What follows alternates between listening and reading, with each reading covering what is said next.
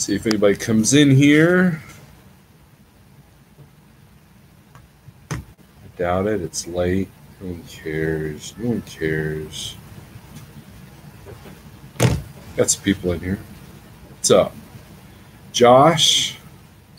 Jason Perry, what's up? Daniel Adami, you are not first. You're YouTubing. Yeah. John, Alex Express, Michael N, Next Gen, Food Mooch. Yeah, we are late. I just finished. I haven't uploaded yet, but I just finished putting together a vlog. You were not first either, Big Houston.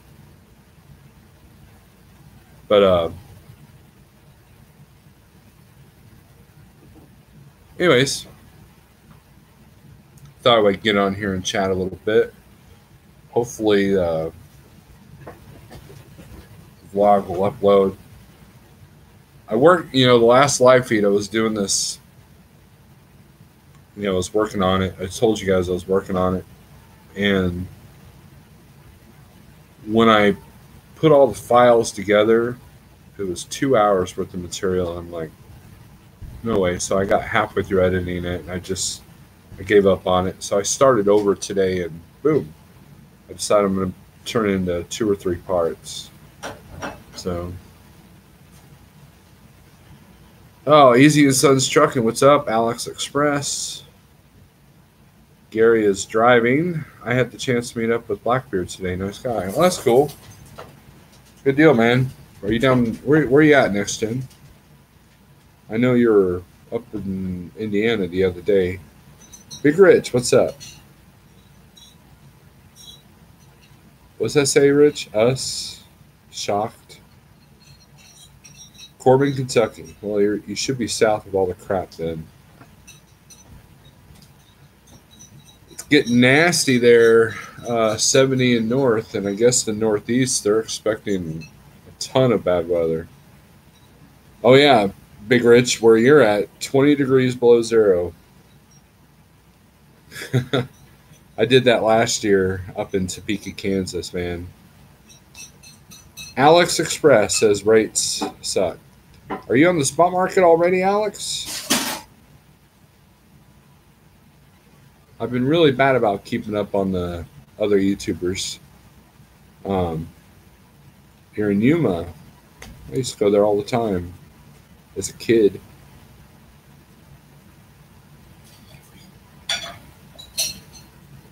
I got a pretty good rate coming out of here. Well, yeah. I got a short load Monday, and then I've got a pretty decent load for Tuesday. Michael N's in Indy. How's it in Indy? Rates probably aren't that bad if you're along 70 in the Midwest right now. If you can even... You're studying the spot market. Okay, Alex. Alex, if you don't mind, what are you using to study the spot market rates? You're in the 5th coldest state in the country. Where are you? You're in Minnesota. You're at the Petro in Glendale, Kentucky. Yeah, I bet you it's pretty crappy up there. There's a good taco place across the street from the Flying J exit 12, Big Houston. Pale Rider, what's up? Good to see you up late. Now, I told you guys I was doing something different with the driving footage, and I hope you enjoy it. It's got kind of a cool effect going on. So we'll upload that tonight and schedule it for tomorrow. It's snowing in Glendale, Kentucky. Clyde, what's up? How are things at the Big Orange? I guess Alex isn't going to answer my question. Too bad, because I was going to talk about it. You're heading to Michigan from one thick of cold to another thick of cold. You're using me and Big Rich School of Rates. Well, the reason why I asked is because one of the things that's hard to do when it comes to spot market is research rates. I get people that, over the last 6 months that want to make the jump, and they call me and they say, okay, what's the rates to here? What's the rates to there and all that? And the problem with that is that most of the time, the posted rates, if a broker actually posts the rate, that means that they don't really want to negotiate. It means that they want you to think that they're going to be low, so you don't even bother with them, or it's going to be super high to where you probably won't be able to negotiate anyways, but there's a catch to that load. So you can't go by the posted rates. Also, there are loads that are partials, and you definitely can't go by those rates. And if you go by the 1, 2, 3 low board, those rates tend to be a little bit lower than what the 15-day average is on the DAT. So, there's nothing wrong with those rates, but what it does is it gives you the idea of what it takes to get out. So, like, if you get on the 1, 2, 3 low board and you see that a load from, say, Kansas City to Columbus, Ohio is $2.26 a mile, and then you look at Dallas, Texas to Columbus, and it's $1.47, whether that $1.47 is real or not, that should show you how much lower the rates percentage-wise are coming out of Dallas versus coming out of Kansas City. You have the DAT. Yeah. Yeah, posted rates are usually cheaper firm rate. Now, there's a load that I do out of the Kansas City area that's a posted rate, and it's a really good rate. It's like $3 a mile. I call them up. The first time I negotiated with them, I think I got like another $50, I think. But the second and third time, they're like, look, this is $3 a mile. Come on, dude. Take it or leave it. So I did. I took it. Let's see. Oh, Pale Rider. We'd love to give Daniel Adami crap because he gets annoyed by it. We talk about how Daniel's quit YouTube, which, Daniel hasn't done a YouTube video in forever. So, we're only going by what we see. Nailed it. Another reason not to go into Keystone. Albany is forecast to get 22 inches of snow. No thanks. Georgia and Southeast is 70 degrees, sunny shorts, and t-shirt weather. Yep, I think Roscoe's playing around down there. But that's why the rates are worse than they normally are down there as well, because everybody else had the same idea. I barely got out of Tulsa before the weather started, and this morning the roads are pretty slick around here in town in Springfield. So I have a friend of mine that was coming up through Arkansas. I'm assuming he's doing okay.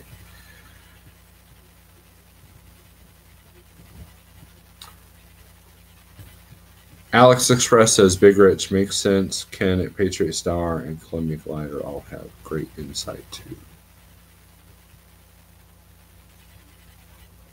James G, what's up, man? Haven't talked to you in a while.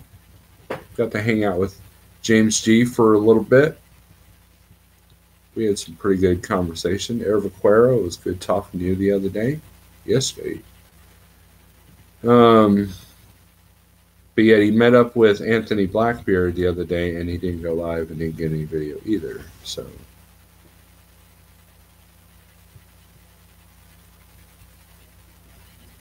Tulsa shouldn't be too bad right now. Although a friend of mine sent me a picture of what it looked like in Oklahoma around almost around Ardmore actually, and it was snowing pretty good. You running, James G? Are you running?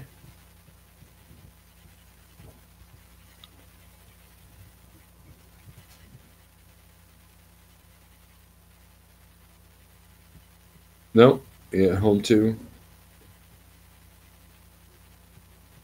Michael Lynn says I'm thinking about jumping ship. Might have to go back to Schneider. Michael Lynn, I saw in one somebody's video where you said your expenses were like $8,900 a month. That's crazy, dude. And so if you go back to Schneider, there's no shame in that. So if you go back to Schneider, man, I think you'd be all right.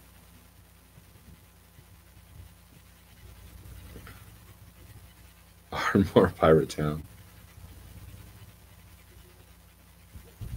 Got two good football games on tomorrow. Kansas City versus New England Patriots. That's going to be interesting because the temperature right now is 1 degree. With the wind chill, I can't even think of what the wind chill is supposed to be. But Michael Lynn, I hope you I hope you're doing okay. You know, Schneider will give you the consistency that you're looking for. So especially with the low rates. Oh my God, $9,200 a month, dude. That's crazy.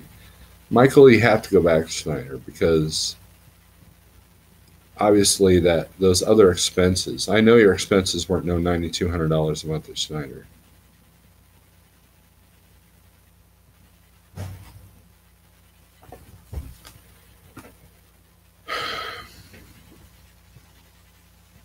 You know, we've talked about this before about the doom and gloom that's happening right now, and I firmly believe we're getting ready to go through a purge cycle where a lot of carriers are going to go under.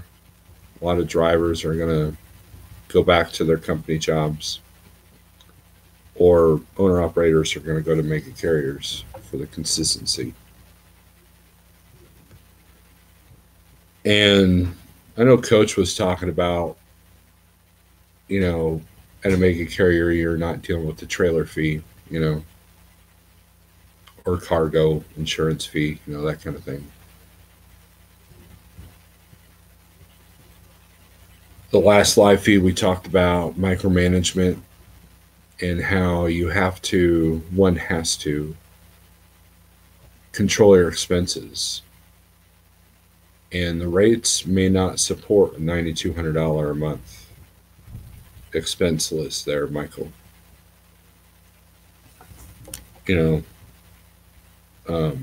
It's just how it is, dude.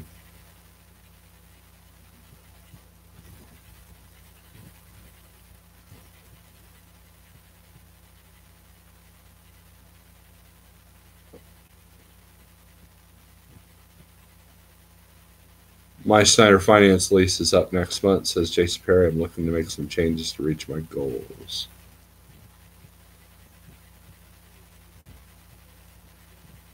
Well, whatever you decide, Jason, good luck to you. James G says temp in Michigan is 4 degrees. Yeah, and Jeff's out playing in that stuff, man. I was watching his live feed earlier. He's dealing with the snowmobile, and I'm like, no. I got a friend of mine that lives in the Upper Peninsula, and and I have also friends that live in Montana. I'm like, yeah, no thanks.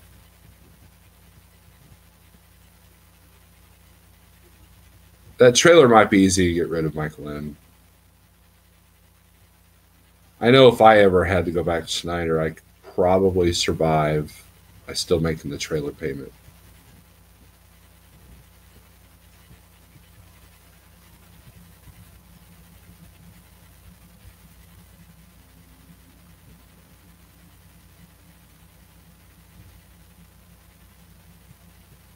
Looks like I got an idea of what Jason's thinking about doing.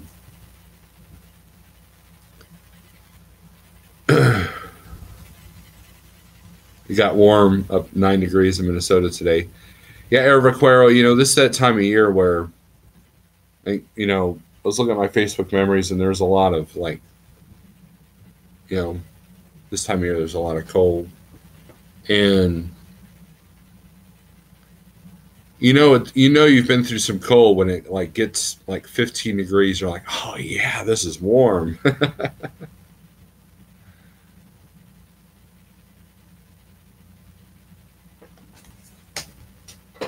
But anyways, what else you guys want to talk about? We've talked about football. We talked about Snyder. We talked about you know basically we're all just gonna have to hang in there. You know, some people believe that a recession's coming. Um, some people believe that this is just normal January. I think it's somewhere in between. Last January was abnormal because of the ELD mandate and everybody was still adjusting, but now everybody's got that down.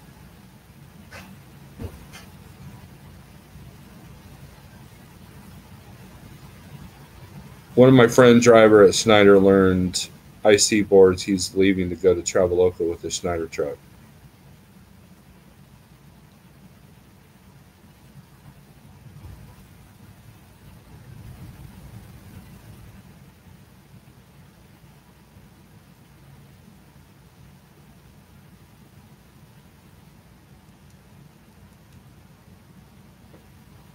I'm not complaining. This could have started in October.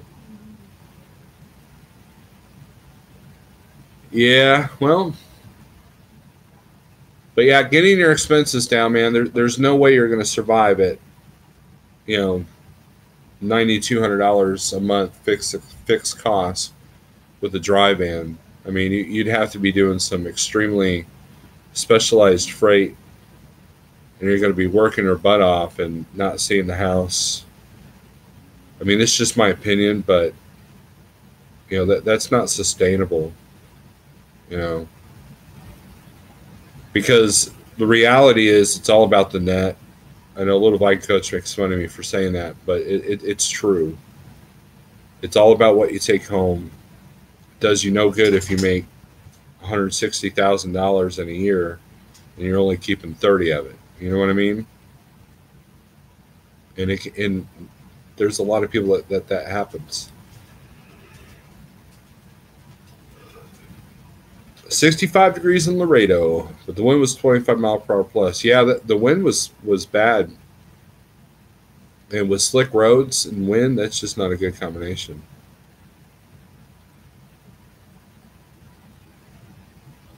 The freight market is very volatile right now. After ELD scare, it passed it, started tanking some. In the shutdown that is supposed to be planned on, was it, when is the shutdown supposed to, like April? What will be interesting to see is if people really shut down, because rates should be coming back up by April, right? So to have a shutdown in what's probably going to be the peak springtime season, I don't know. There's going to be a lot of owner operators that are going to be hungry, and they may not be able to shut down. That's truck trailer insurance. Okay, Michael Lynn, that's just crazy to me, dude. I don't know, James G. I don't know why they're waiting until April. April 12th, is that what it is, Phil Runner? People start getting those tax refund checks and pump the economy back up. You know, here's one of my theories of why January is is bad. Okay, a lot of companies are taking inventory. A lot of companies are renegotiating contracts. A lot of companies are looking at their last quarter and seeing how good or bad or what they need to do, what adjustments they need to make. So they tend not to invest in new you know product or whatever. In about late February is when you're going to start seeing the stuff that the spring rush stuff, and that by that I mean like the stuff going to Lowe's, Home Depot, Menards, mulch, landscaping stuff. Flatbeds should go up. building materials should go up. That stuff starts to roll in late February. So January is kind of a transition month, you know? And if you are on DAT and you have the 15-day average, you probably have the hot market map, and you see how wide it is, right? I know TJ was talking about how good the rates up in the Northwest still were, and the hot market map showed that, reflected that. If the weather gets as bad as they say in the Northeast, the rates should probably go up around there a little bit. But for the most part, Southeast rates are going to be the worst because everybody's wanting to stay warm. Everybody's wanting to go south because they're just sick of it. But if you can withstand the cold and the snow, you can make some money.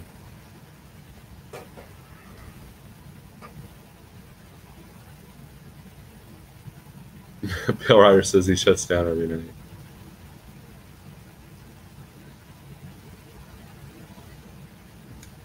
Clyde says it seems in all my years you get about 8 or 9 months a year to stack it, like Ponzi says. I agree with that. I agree with that. That's one of the lessons I learned the hard way when I was at Landstar, was that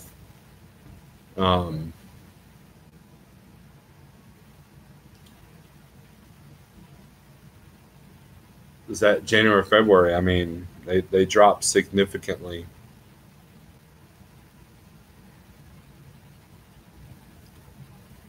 But yeah, if it's April, I don't know how effective that's going to be.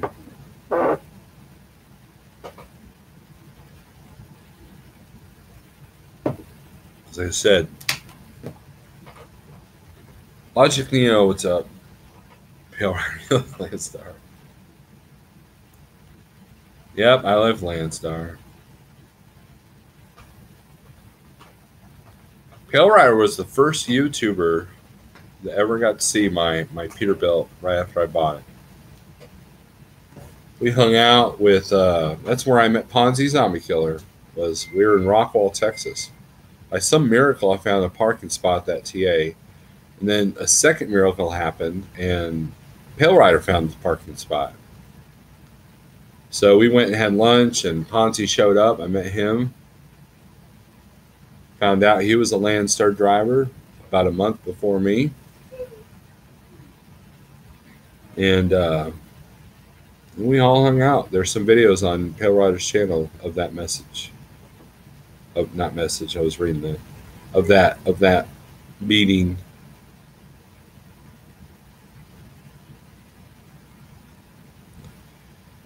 James says January, February, March is cash flow only, not much for profit. There you go. You make your profit in the peak months. You're going to be in the red for a little bit. I wish I would have pulled the trigger and bought Ponzi truck. That was a good truck. Yes, it was, Clyde. He took care of that thing. But you would be able to be at Big Orange right now.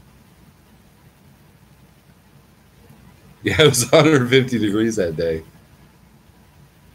Yep, and there was Pale Rider in his long jeans and boots, and here I was in shorts. It was a hot day, it was. My APU was actually working that day. It was doing its thing. Barely keeping up.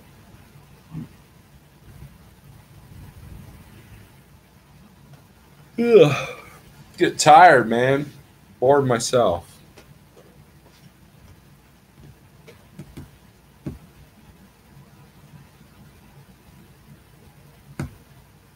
Anyways, I guess we're going to keep this video kind of short. It's late.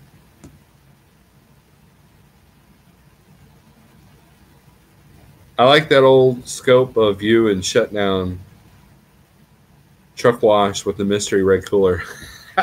That was a classic Periscope moment. Pale Rider did some video, and if we could ever coordinate it, Pale Rider and I we're gonna do like a Ghost Adventures style thing. But Pale Rider actually went through that. It's on his YouTube channel as well. Jesse, what's up? Yeah, Alex. This morning I was right at 300. You didn't tell me that. Creepy Abandoned Truck Wash. Yeah, so if you go to Pale Rider's channel or type in search Pale Rider TV Creepy Abandoned Truck Wash, Pale Rider, you can put the link on here if you want. If you can find it real quick.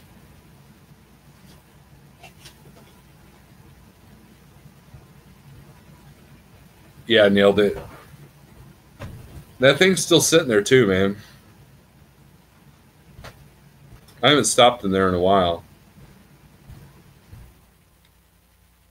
Getting ready for the Pac-Man fight? I have no idea what that is.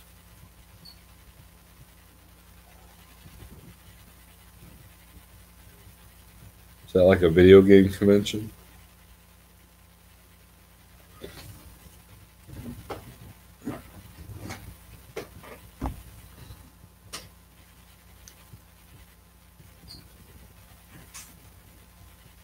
You're going to feel good when I hit 280? You're darn tootin'. Next Gen, man, he's lost a lot of weight.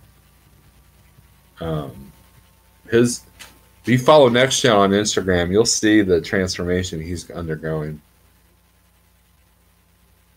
All right, Jason Perry, take it easy. There's one point this morning where the scale said 299.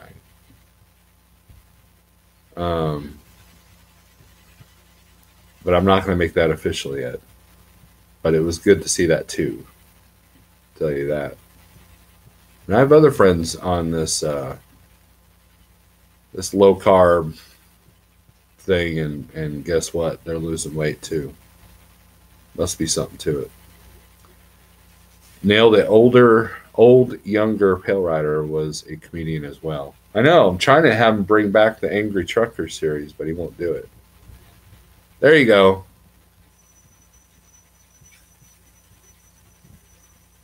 Guys, click on those links. Go watch his creepy abandoned truck wash. Now, so back in the Periscope days, I went into that. There's this abandoned truck wash there in Pryor, Oklahoma. It's behind the Shell station, right? So I was parked there for the night because I was picking up from Pryor the next day. And so I decided to do a Periscope from inside there. And there was a red cooler in there. Like everything was all dilapidated and scattered. And, like in the wash bay itself, there was a lot of bird crap, So obviously the birds make a home in there.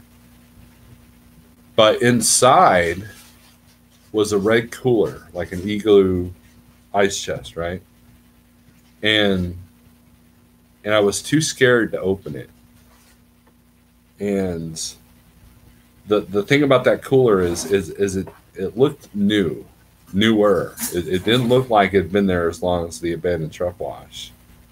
So it was obvious that it was probably somebody's stash of beer, and that's where they go to hang out late at night. So I felt like I was invading in someone's privacy, but I didn't open the cooler. People were egging me on to do it, and they were like, it was all like anticipation and suspense, and I never did it. And then Pale Rider did. He actually did.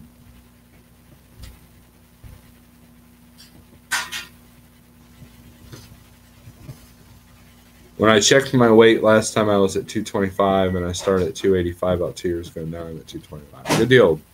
Good deal, Big Houston.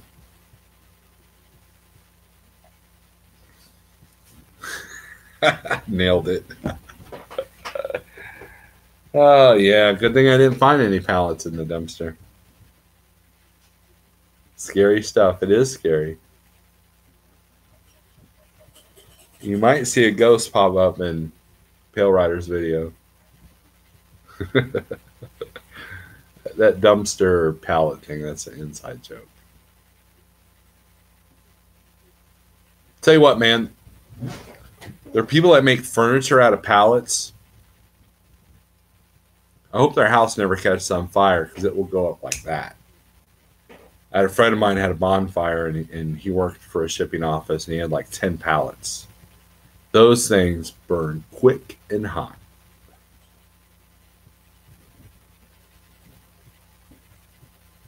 Do have low carb desserts. Are you telling me that they have low carb desserts or are you asking me, Alex? He's telling you to have some. Obvious. I don't need dessert.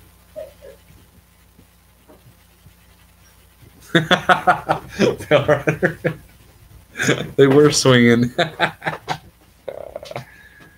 Oh, shoot.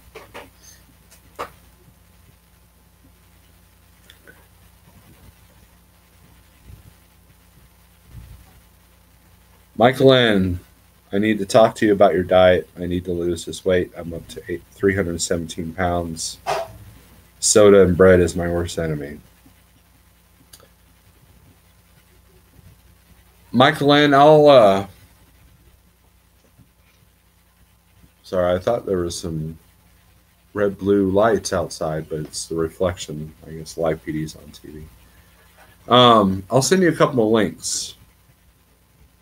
That'll get you started, my friend. But yeah, I mean, you can call me anytime and we'll have a good conversation.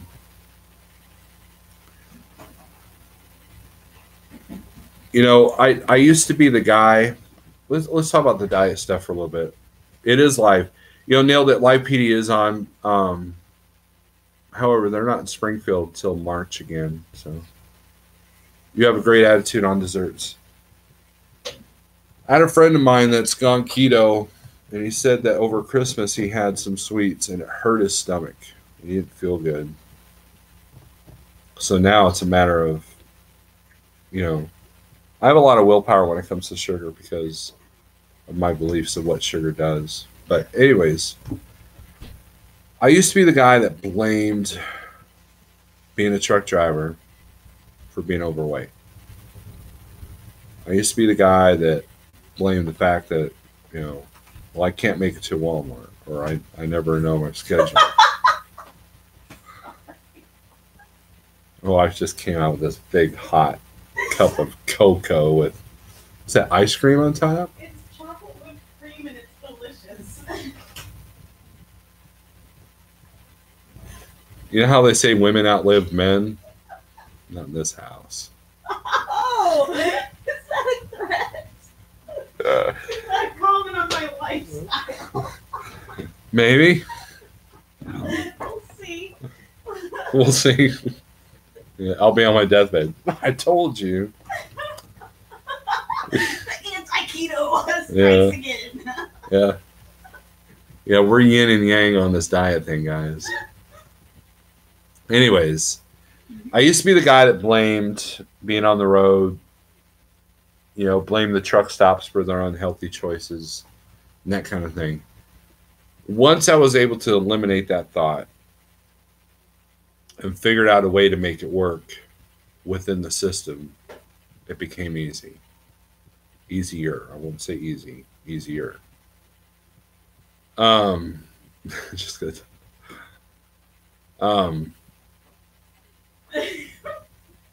Nailed it says the family support is the first part of a diet. She does, man. She cooks meals, you know, based off of, you know, when I'm home, when she knows I'm going to be home, she'll, you know, she does meals that don't have any carbs or pasta or anything. Yeah, because I originally was going to cook chicken pot pie tonight. And did I? No, because I found out you're coming home, so we had a big roast chicken with lots and lots and lots of veggies. True. But No pie crust involved. no pie crust. No, Because I nailed. love you does not mean I'm going to deprive myself of hot chocolate when I've eaten really, really healthy the entire rest of the day. So. Nailed it. I agree with you. Family support is important, and my wife supports me in this. So, but anyways, is it harder to be healthy on the road? Yes. But if you look around, there are some physically fit truck drivers. They do exist. And if you're always blaming outside circumstances for the issues that you face, it's going to be harder to conquer them.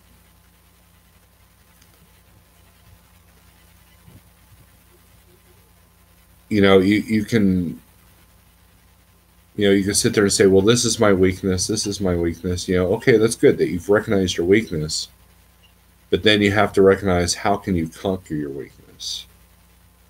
And that's just, and I don't have an answer for that, other than you got to change your perception of food.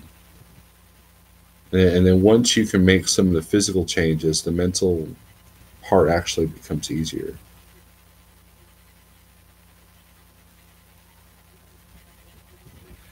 Air Vaquero says it's still not right that a cup of fruit at the truck stop is $5 and a barrel of soda is $1.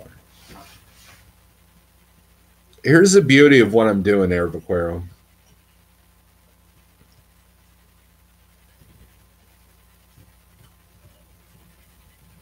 It's easier to eat healthy. So, well, let's see. You eat less, right? And when you eat less, you can afford the higher quality food, right? And think about this. Why is it cheaper to get a soda than a bowl of fruit? Why is that? Why is it cheaper to get a a McDonald's McDouble versus a salad? You would think that making hamburger and meat and the cow and all 9 yards, and take care of the cow and slaughter and transportation and all that other stuff would be more expensive than growing some lettuce. Why is that?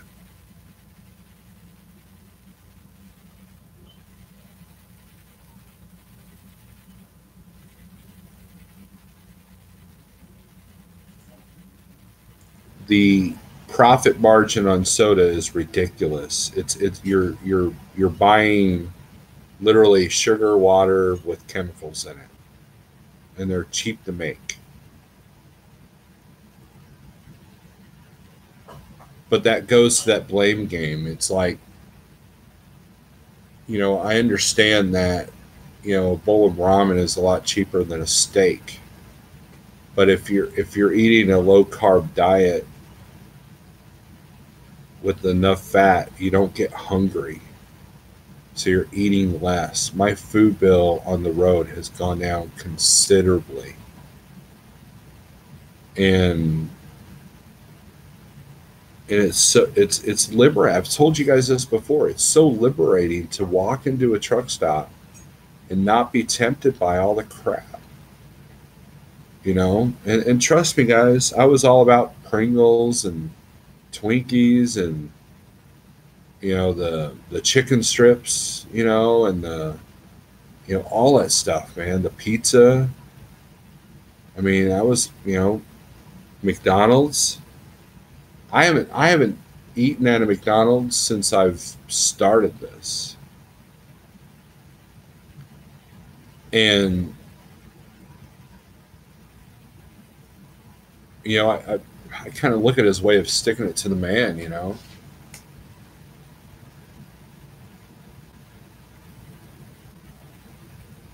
Alex says it's slightly harder to stay fit physically and manage weight as a driver, but it's doable. Yeah, I mean, I'll give you that. It's very doable. You know what I mean? People buy less health foods, the prices are higher. I understand that. And it's harder to keep, vegetables fresh, and there's a lot of waste. If they make 12 salads and only 5 of them sell, then after 2 days they got to get rid of them. They got to throw them out. But you know,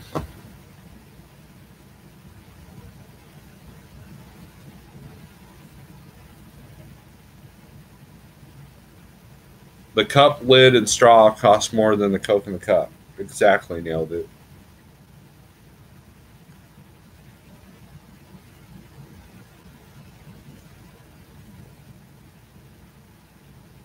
You know, one of the other benefits is your inflammation will go down. You know, it's not just about weight loss, it's about feeling better. You know, when you're 350 pounds, 380 pounds, do you honestly think you're going to go walk around the truck stop?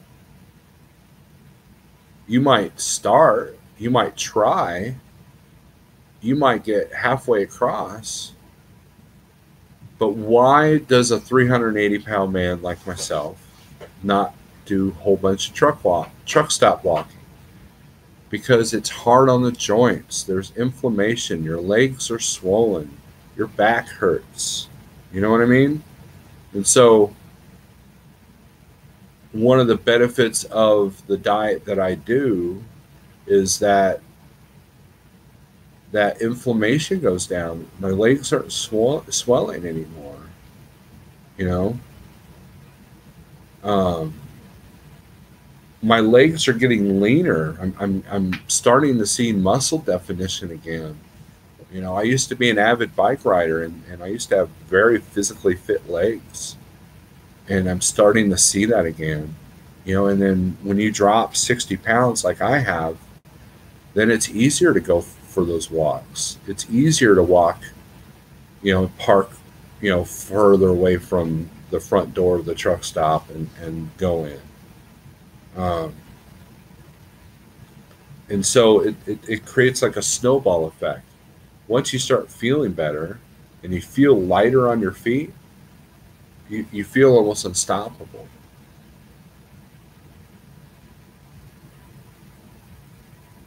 Nothing what he says, government subsidies on corn and such keep the prices on junk food artificially low. Good stuff is expensive in comparison because no one is helping pay the farmers growing non grain produce. There you go. Nothing Woody has said at all. Even beef raised on corn is cheap compared to more naturally raised meat, so you have cheap burgers.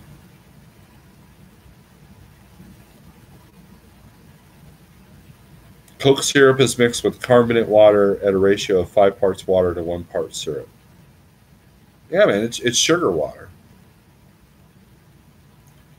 Jesse says, Mr. J. Barrett says, yeah, I was 397 pounds myself. I had to have bypass surgery.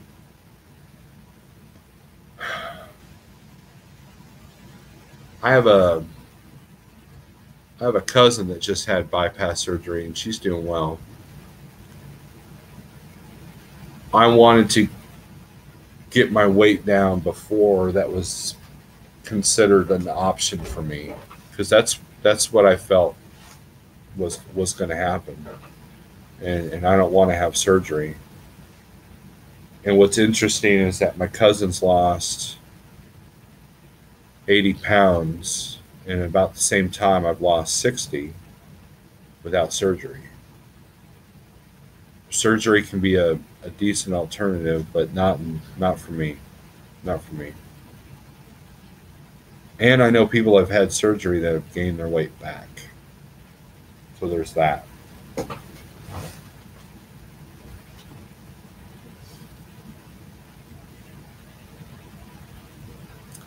Michael N., if you're still in here, do you have Netflix?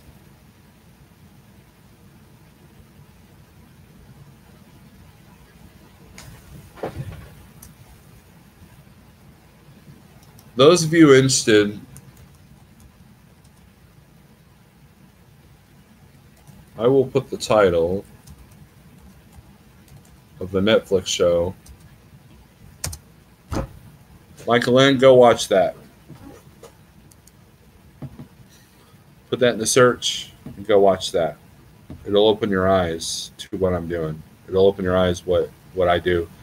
And it's not as complicated as they make it sound, but that'll tell you the reasons of how and why. There's science behind it, and you also see what Nothing Witty is talking about in the light. When I had bypass surgery, 397, the doc said lose weight or die. I am 239 now, and I was 55 waist down 42. That's awesome. Yeah, Jesse. I mean, that's how I felt. I was getting to that point, and with you being at 397, I wasn't too far behind you. At my heaviest, I was 378.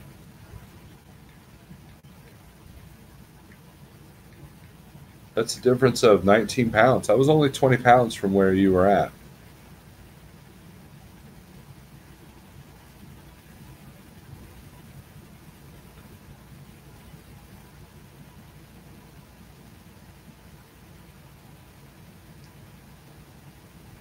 Is that show on Hulu? I don't know. Big Houston, I'm not sure.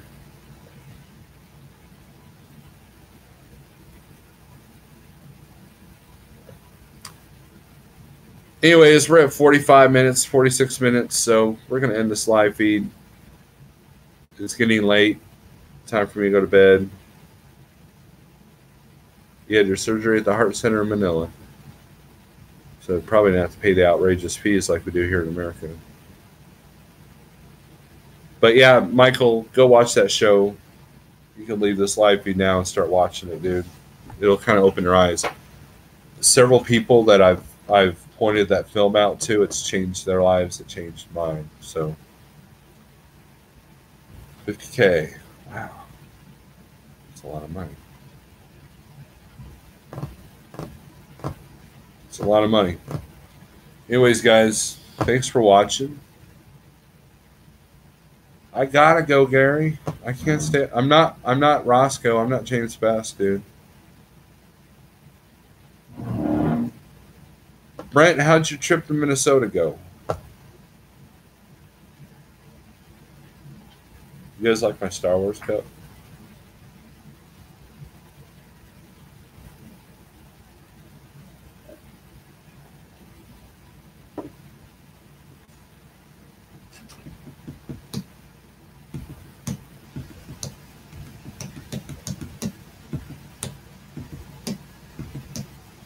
Anyways, guys, look for my video tomorrow morning. Well, good deal, Brent. Good to hear it. Hope you like it. Watch it. Whatever. You may not like the music. My goal with the new vlog being uploaded is that music will stick in your head because it's been in my head all week. So that's why I use that song. Anyways, thanks for watching, guys. If you don't care, click the like button because that's what